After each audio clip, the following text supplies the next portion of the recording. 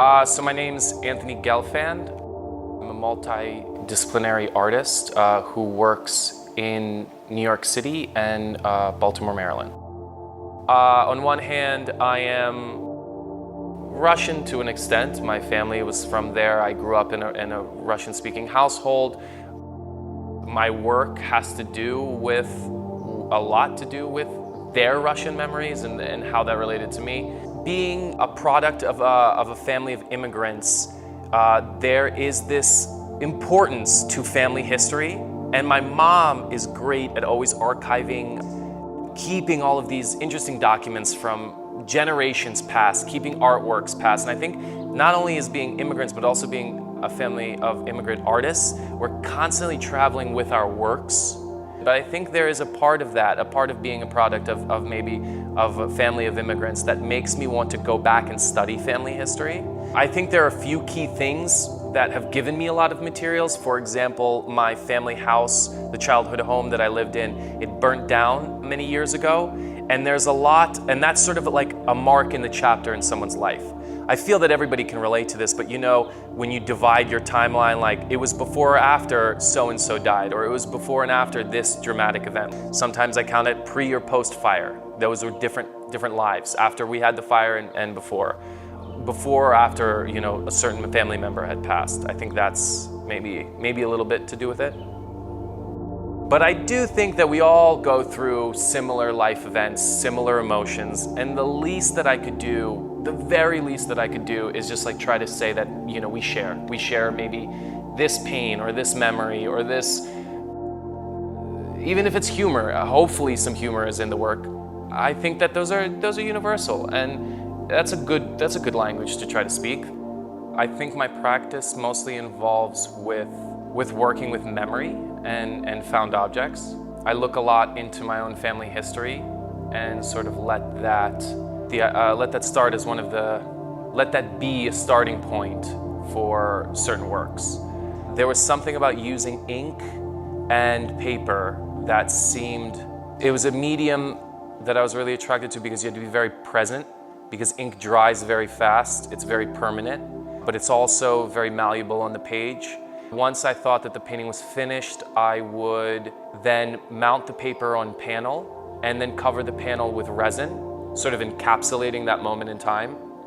Then I would actually go into the local obituaries, and the first name that I saw on the page is what I would name the paintings after, or the drawings after. So it was a way of sort of marking this sort of period of the end of time. After I graduated in 2015, I found myself, like many artists, especially who moved to New York to continue their practice, trying to figure out what to do next. I was fortunate enough to work around a really good group of friends who were also in a similar position as I was. What we had decided to do was, instead of sort of waiting around for the phone to ring or something like that, we tried to put on our own pop-up shows. So we would raise the money ourselves, curate the shows ourselves, hang the shows ourselves, of course. Yulia joined me on one of the shows, a couple of the shows actually, I can't remember offhand. She was shipping work, she was studying at RISD at the time. I think that we've always kind of bounced ideas off one another, especially maybe when it comes to the concepts. She'll ask for my advice, whereas for color theory, maybe I'll relate to her. I respect her practice tremendously, and I think that, funny enough, if I look at it now, really thinking about how young and inexperienced we still are, but I really think of how far the work has come. Especially for Yulia and especially for myself, the work that we have been working on, I'd say in the last year, is very different from anything that we displayed before. And I think those group shows, those failures sometimes, if it's a way to look at it. I mean, as an artist, you should be failing, and as an artist, I'm failing even more so. I think with myself, failure is incredibly important, and I mean by failure, it's such a vague term here, but a lot of times I stumble across what I want to do or how I want the painting to move forward because of chance, because of failure, because at first I intended something to look a certain way and it ended up being completely different. But then that difference, the new formula or the new result is more important to me. Then, you can also do the type of failure where I experience, maybe not doing enough smaller sketches or not doing enough, especially because, or not doing enough test runs, because a lot of the work that I do has to do, with creating sort of sculptures out of found materials, and I don't know how these materials adhere to one another, or I don't know how they'll react. So a lot of the failure, comes from that, and there are a lot of, let's say, artworks that don't make it, so to speak. My studio in New York, the one that I worked on, I was allowed to work there after an artist, David Moon. He had worked in that studio for a long time, and he was the set designer and sign designer and an artist and a great artist in his own right. His family actually let me work there after he passed away. So this was very recently after I graduated from Savannah College of Art and Design. I found myself in New York, lucky enough to have a studio. And not only lucky to have a studio, but have a studio that was sort of set up by another artist that had already been lived in, kind of like the Goldilocks and the Three Bears, this bed was perfect. So being a younger artist, having absolutely no money, no experience, very little understanding of what I wanted to do, what I would just do is kind of grab his materials. He left, for example, boxes and boxes of crushed cans. So I started archiving and going through those crushed cans and realizing that they were done by color and by year, and he would use them in certain paintings. So then I started using them. Or, just going through his different signs, he also was a collage artist, so I started going through his magazines and his already cut out collages, and it gave me it made me a little bit more confident in just digging through. Certain materials and certain objects want to be used.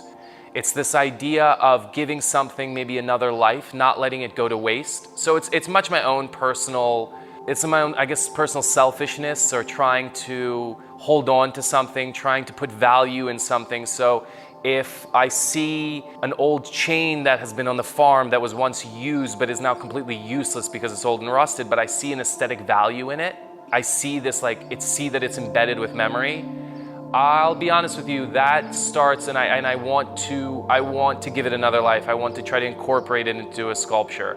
I'm heavily influenced, for example, by John Waters' work, who makes some, beautiful and poignant photos, sculptures, anything really, videos, films, and that sort of idea that it doesn't have to be classically beautiful, or what we think is beautiful, it doesn't have to necessarily be conventional.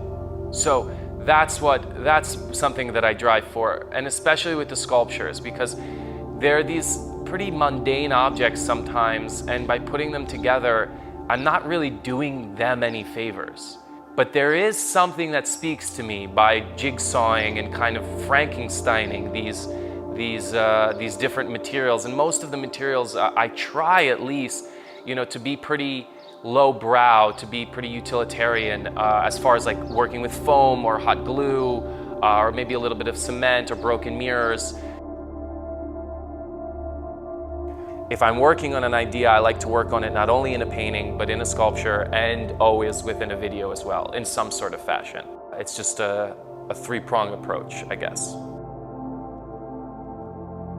A lot, especially I think with video, a lot of what I'm looking at is different, artists on Instagram or YouTube channels, just all of this information that we receive day in, day out. I love, looking through my Instagram, for example, and finding something that I think is just so funny and so trashy, and just being like, could I put this in a video? Like, could I try to smuggle this in to print it out and incorporate it into a painting? Or, there is that idea of almost, I guess, playing a trick on the viewer, on myself, but it's a huge, huge influence on me. And sometimes I look at videos in composition or audio, and I kind of like, I have it playing in the background, and then I work taking a shape from a video that I'm working on and trying to put it on a canvas. So I definitely look at the media that's coming in all the time. But I'll also start from looking at what paintings are hanging around the studio or what paintings are hanging around the house. And my grandfather's landscape or my mom's still life or maybe even a rare abstract work, and take color compositions, take color theories from there, or take compositions from there and sort of use that as a starting point. So that copying and that stealing is something I always try to do. I say that it's a bit lazy, but of course I'm joking. It's just a way for me to help to get started. Otherwise normal, it started off as like many Russian immigrants do, families of Russian immigrants do. My parents and guests were talking about a story from the Soviet Union. I decided to record that and use it at a later video. I didn't know what I was going to use it for. Then I went through some old family videos where I had videos of my grandfather, I had videos of my stepfather, years ago on the farm. I had videos of my mom and my stepfather getting married here on the farm. So I started collaging these memories, and I call them video collages. It's just a better way for me to explain the process. I started putting these snippets together and using that background audio of them retelling a story as sort of two layers, right? And then the audio influenced the video and the video influenced the audio. So that's where I would start breaking up. So it's kind of like you're working on the painting as it goes, but it's a video. Recently, I've been thinking about the work by Damien Hirst a lot, 1,000 Years. This work, it's one of his much earlier works that he made, where there is a cow head that's decapitated, separated by a sheet of plexiglass from this incubating larva tank where all these flies would gestate. The flies would be born, then smell the cow's head, sort of go from one part of the structure to the other, and then above the cow's head was a fly zapper. So it's this sort of circle of life that he created. It's very, very him for sure, but I think it's absolutely perfect work. You know, it has a start, middle, and finish. And when I'm thinking now, and I'm thinking what to do with these found objects, what to do with these sculptures, what to do with these videos, that circle, that completion is definitely something that I'm trying to emulate. And I don't mean the circle of life, I mean just that particular work. When I think about it, I feel very fulfilled. I don't think I have anything to apologize for, and I think an artist in general doesn't really have to apologize for anything. And that's important. That's an important thing to consider, especially when viewing art. And being vulnerable also is very unapologetic, I think. It's brave, and when I look through a work and I see something that is so undoubtedly human in a work, undoubtedly personal, I'm instantly attracted to it. Being genuine is very important to me, and I think that at this point now, the best way for me to be genuine is to be vulnerable. And the best way for me to make work that's vulnerable is by making it about myself, is trying to be as honest as I possibly can. The best that I can do is genuinely show you a little bit about myself and then allow the viewer to do with that what he or she wants. Then it's out of my hands. I accomplished, if I just asked a question, I don't really care about the answer. That's not up to me. That's not within my right to even know it. I don't really make the decision what the work is about. It is the role of the viewer to do that. And I'm just humbled to be a part of that process, honestly.